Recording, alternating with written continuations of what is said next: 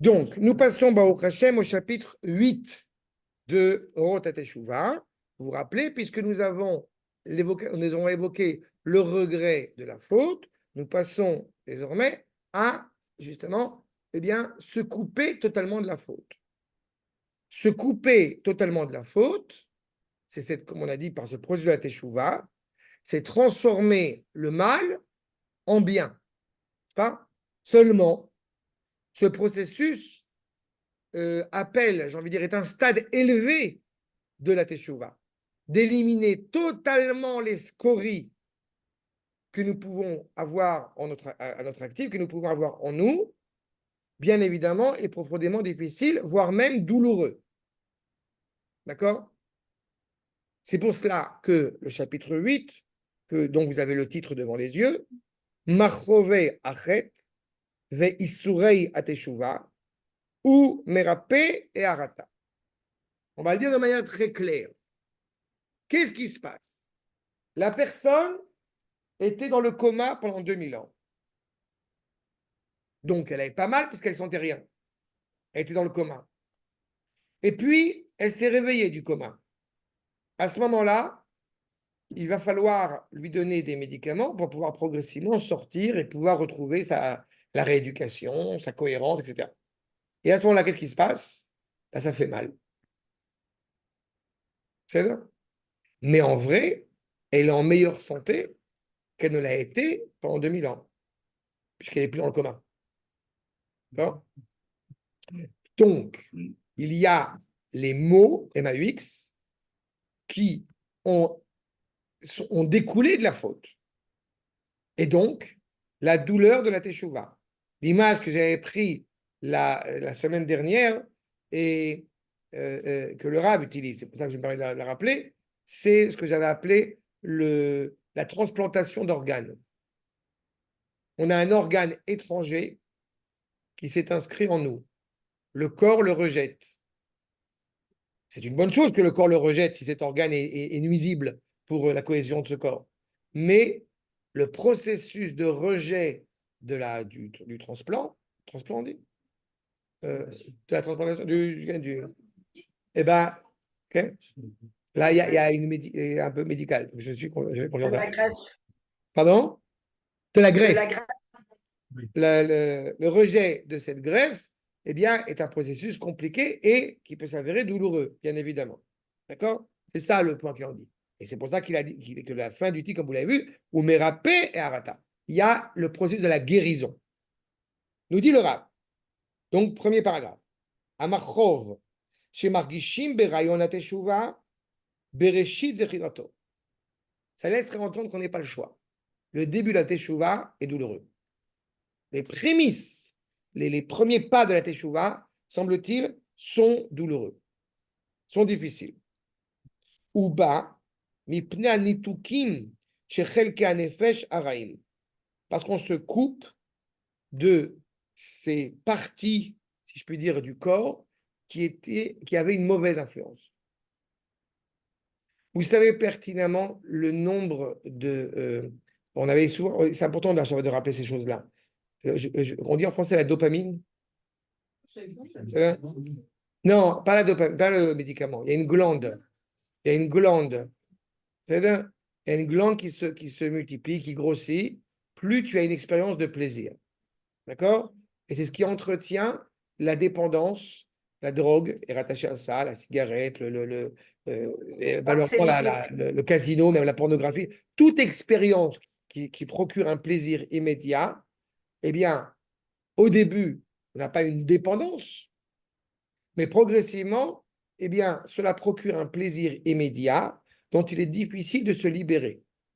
Et donc, du coup, quand on veut ne pas trébucher sur tous ces domaines-là, on a beaucoup de mal parce qu'on sent le manque, comme un drogué.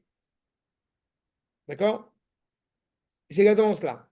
On s'est rattaché à quelque chose de nuisible et à un moment donné, on prend conscience combien c'est nuisible.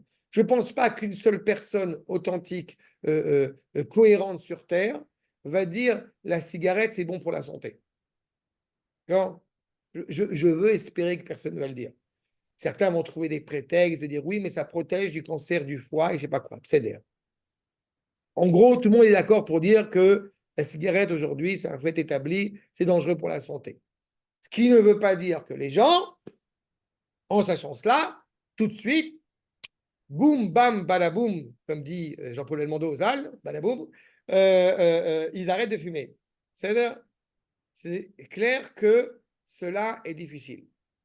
Mais surtout parce qu'il y a une recherche profonde derrière, encore une fois, de plaisir qui nous demande de nous libérer. Cette libération de cette nuisance prend son temps et, je répète, est douloureuse. En pensant justement que chez Elem Takana, Kolzman chez Mechubarim Bechativa Achat, Beorganiut Anafshit. C'est le champignon. Il est en train de se nourrir de la sève de l'arbre, de la vitamine de l'arbre. On est conscient qu'il nous affaiblit. Mais on n'arrive pas à nous en sortir parce qu'il est rattaché à, justement, mon organisme. Tu comprends? Il m'a tellement mis en colère, j'ai pris une cigarette pour me calmer. On se rend compte du côté totalement catastrophique. Vous avez beaucoup de soldats, par exemple en Israël, qui vont commencer à fumer à l'armée. Et qui vont s'arrêter de fumer à la fin de l'armée. Pourquoi ils fument à l'armée? D'ennui. On s'ennuie. Des heures et des heures et des heures et des heures. C'est une réalité. Voilà. Donc, tant qu'ils sont rattachés à cet organisme, à cette dimension organique, Mekalkelim et Kol Hanefesh ou Pogmimota. Malheureusement, tant qu'ils sont justement rattachés à cet organisme, automatiquement, eh bien, hélas, ils le blessent, ils l'empêchent réellement de vivre, d'être rattaché à cet élan vital. Grâce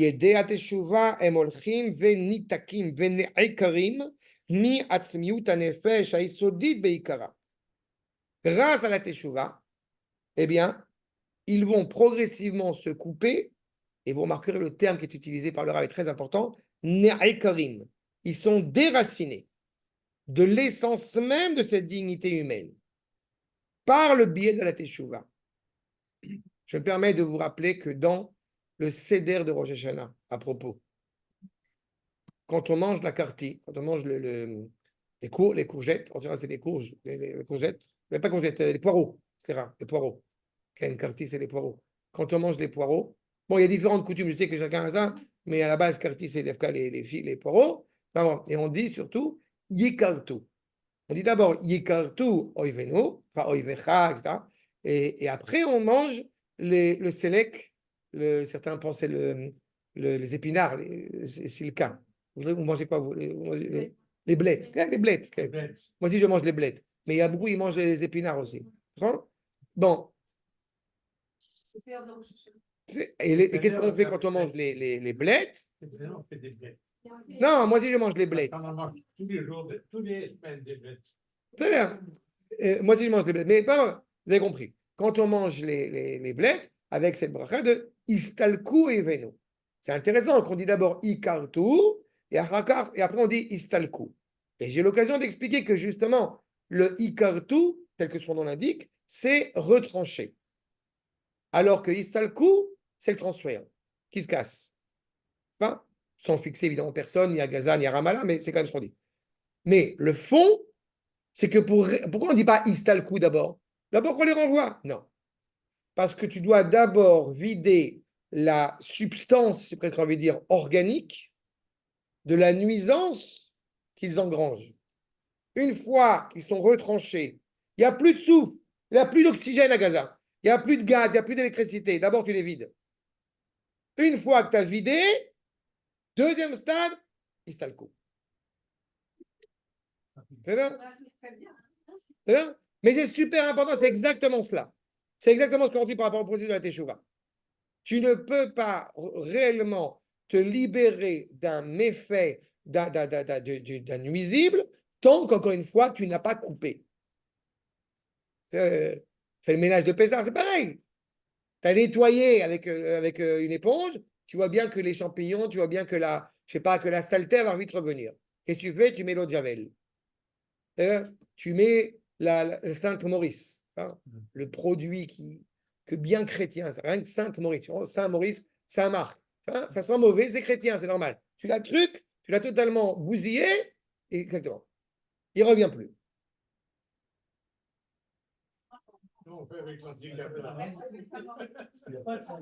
En hébreu, c'est Sainte Maurice. Ouais, je me rappelle. Pour la poussière, tu veux pas, hein, pareil. Tu veux déraciner totalement, encore une fois, ce qui nous a nuit. Et automatiquement, kol nituk, mevi, ke'ev, ככאב של עקירת איברים המקולקלים וחיטתם מטעם הרפואה. Voyez? Vraiment l'expression très forte. Chaque coupure, chaque scission, je n'ai pas d'image, encore une fois, je peux vous ajouter la gangrène si vous voulez, mais toutes les images, c'est justement le mal, la douleur qu'elle procure, c'est justement ce déracinement, cette scission, comme les membres justement mauvais, gangrénés, malades, qu'il faille enlever, qu'il faille couper et qui sont nécessaires, encore une fois, d'un point de vue médical. Je suis en plein dans là-dedans, parce que comme je vais chez le dentiste tous les mercredis maintenant, alors il me fait, bon, Hachem, ça y est, vous allez voir après, dans quelques mois, vous allez me voir ting, avec le sourire. Voilà. Mais c'est là, et heureusement, je ne sens rien. Mais c'est la piqûre, c'est le machin, c'est on enlève et on met le chamichement. C'est là. Mais c'est exactement ça. D'enlever ce membre, encore une fois, je répète, il est clair que cela procure un mal parce qu'il y est rattaché, malgré sa volonté de s'en libérer. D'accord?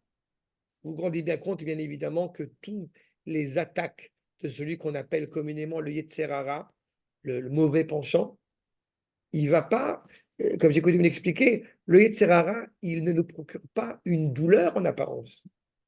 Sinon, ce ne serait pas Yetzer Hara.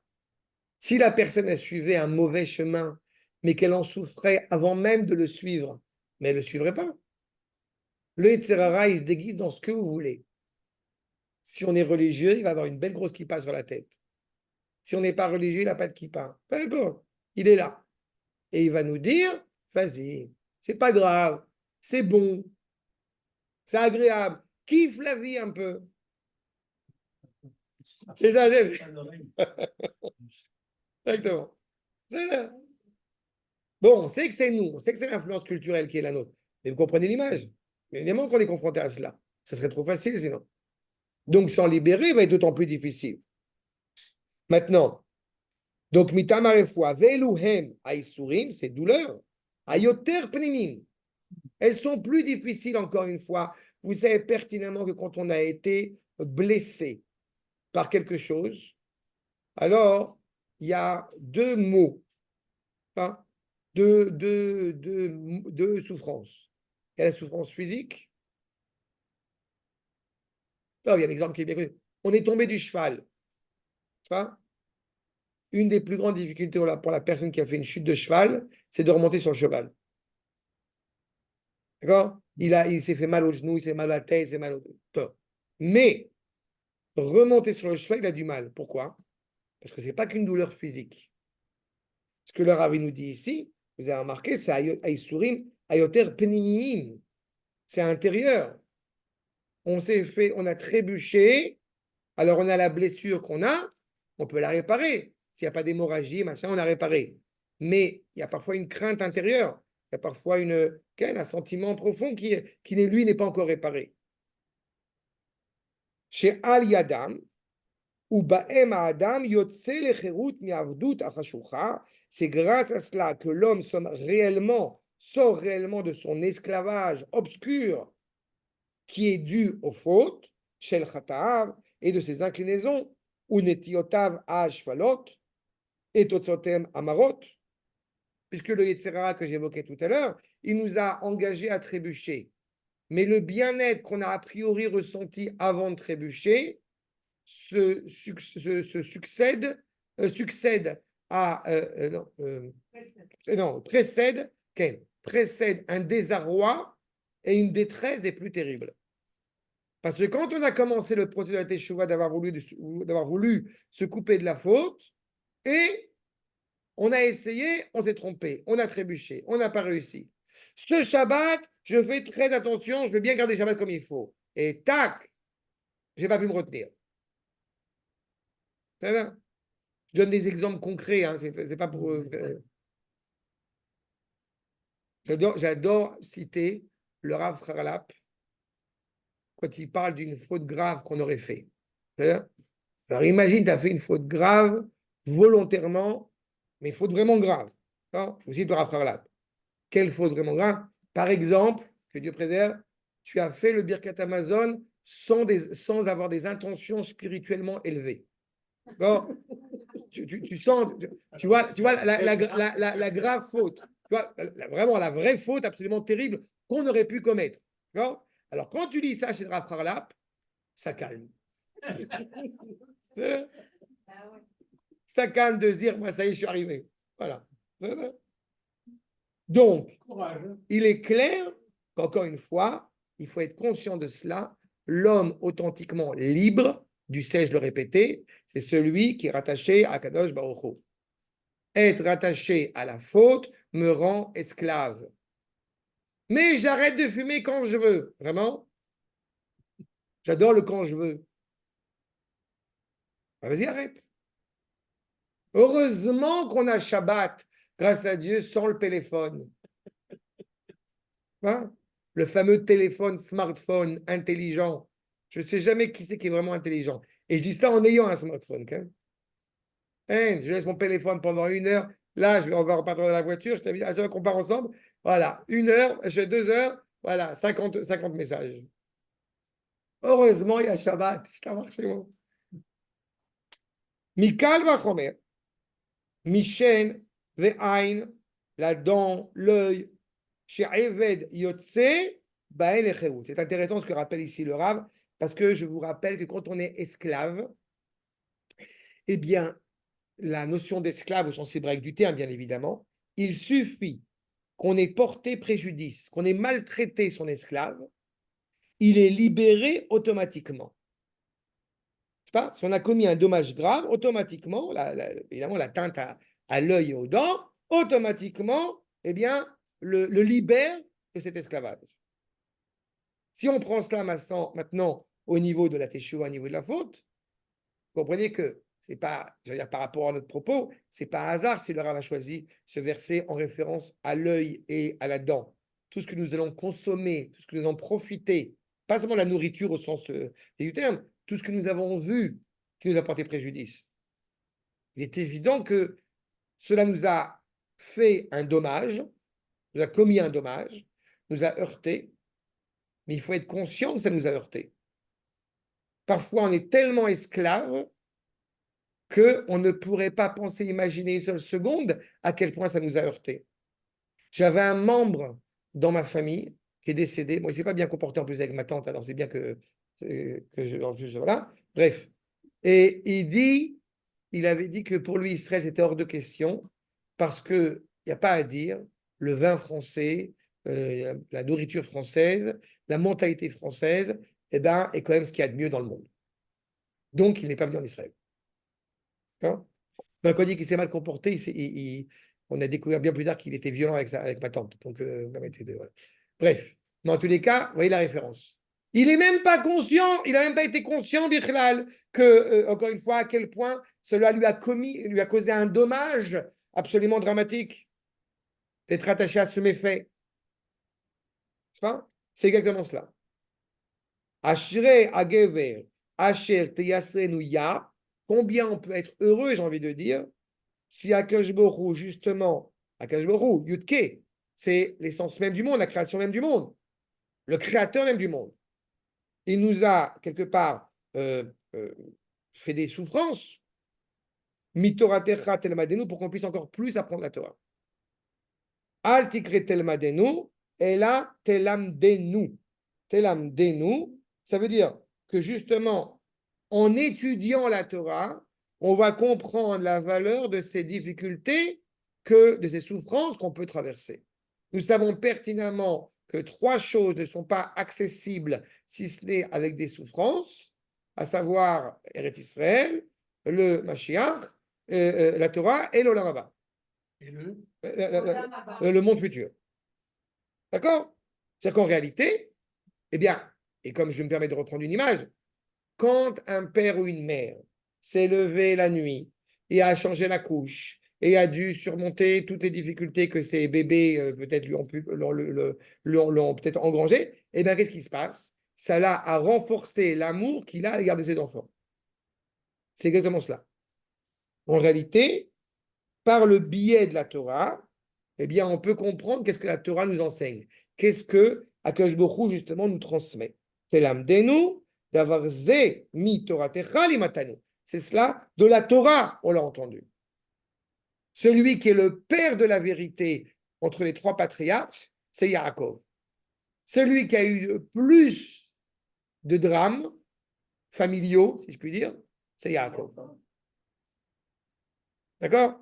On est en train de construire, on est en train d'avancer, et automatiquement, eh bien, plus on avance, on peut rester petit.